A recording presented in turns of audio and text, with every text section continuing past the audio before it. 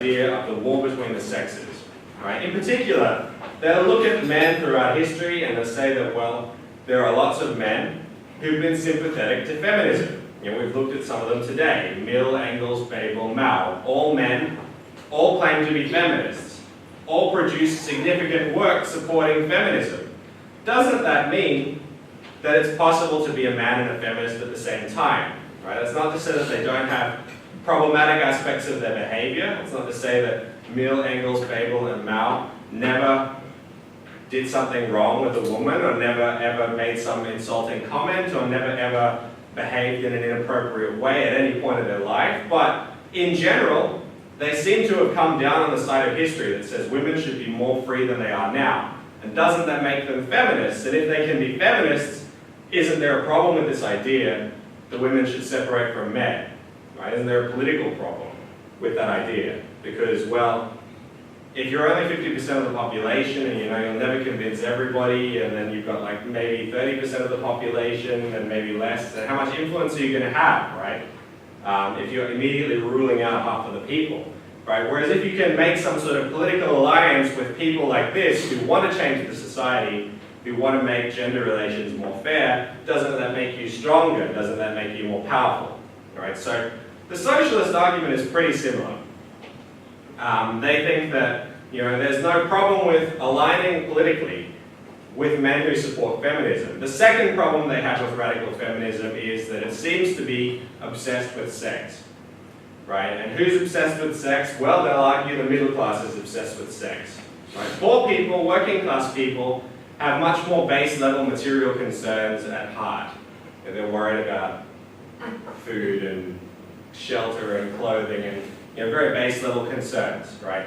They will look at an ideology that's obsessed with sex and they're like, this is a lifestyle ideology. Who can afford to care about their lifestyle too much? Relatively wealthy people, right? This is an example of a middle class ideology, right? So socialist feminists will say that patriarchy is a good concept. Why? Because socialism is based on Marxism. Marxism is a structural theory.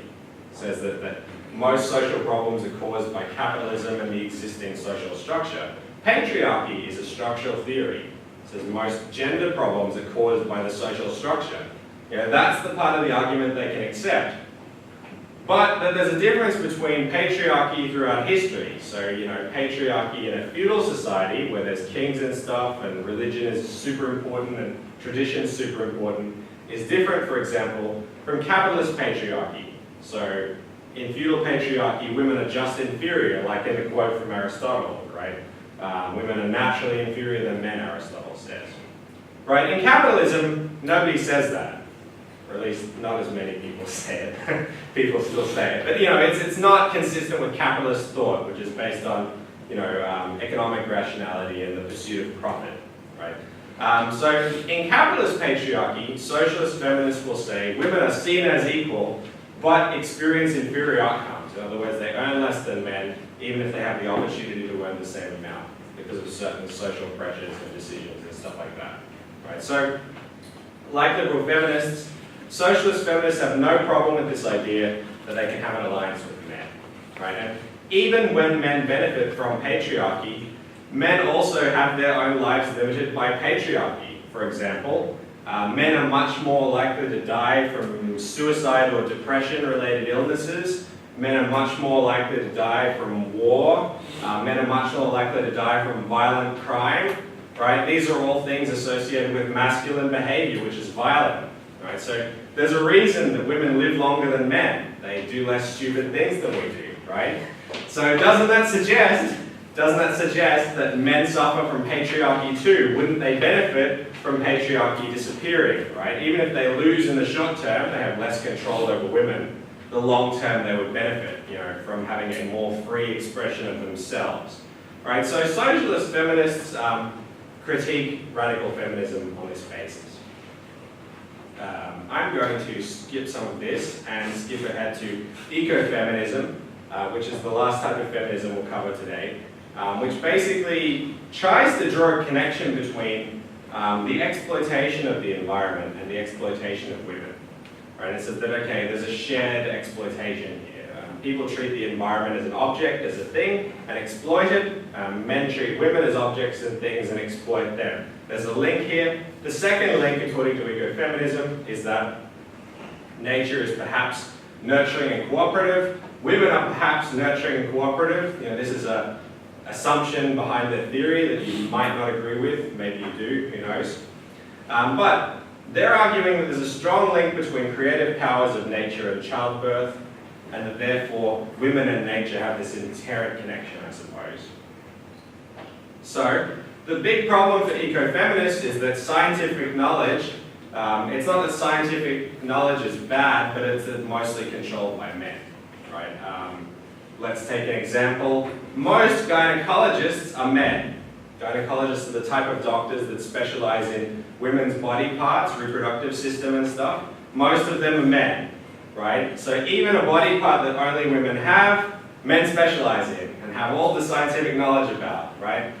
So isn't that the perfect example for an ecofeminist to say, well, it looks like men are monopolizing women's knowledge of themselves, and turning it into men's knowledge, right?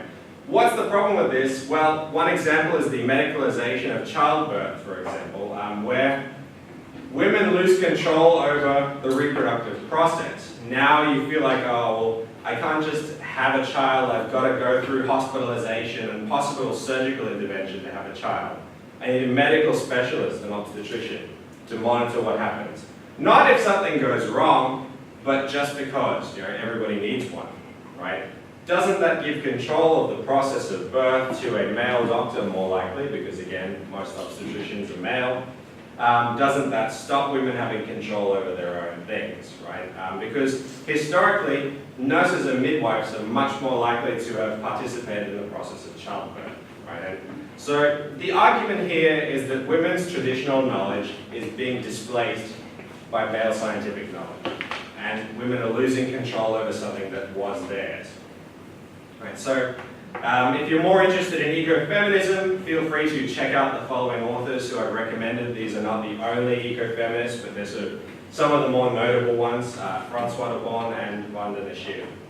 So, in summary, feminism is an ideology that's concerned with the freedom of women, or the emancipation of women. Emancipation means to become free, right? But there are very few things that are common across all of the different forms of feminism, right? The key takeaway from today's talk is that there are major disagreements within feminism about almost everything, where these problems come from, what their origin is. Is it women's psychology? Is it the economic structure of society? Is it social or cultural attitudes? Is it men themselves? What is it? Where do the problems come from? And what should we do about them? Do the problems get changed when we educate people the same? Do the problems get changed when people have economic resources, the means of production? Do we fix the problem by separating women from men? Do we fix the problem by how? There is no commonality here. Right, so there's very few things that they agree on, except to say that everybody seems to agree that women should have liberal rights. In other words, there's no valid reason to say that women are naturally inferior to men. But it's about the only thing that there's agreement on. Right? Everything else, there's lots of debate and discussion. There's probably a lot more debate internally within feminism than any other ideology. I'd almost make that argument. So there's deep divisions between feminist perspectives, and these divisions seem to stem from other ideological divisions. So if you're a socialist in general, you're probably going to become a socialist feminist too, right?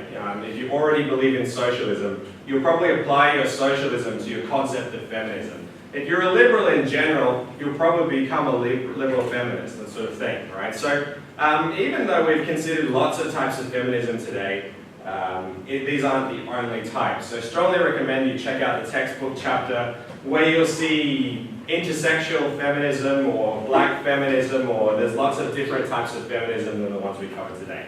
These are just the major types, the more historically influential types, right? But I don't want you to accuse me later and say that, oh, you didn't cover this sort of thing. There's lots of types of feminism, new types are getting created all the time. So definitely check out the textbook chapter and feel free to ask me questions about all these new types of feminism that exist too.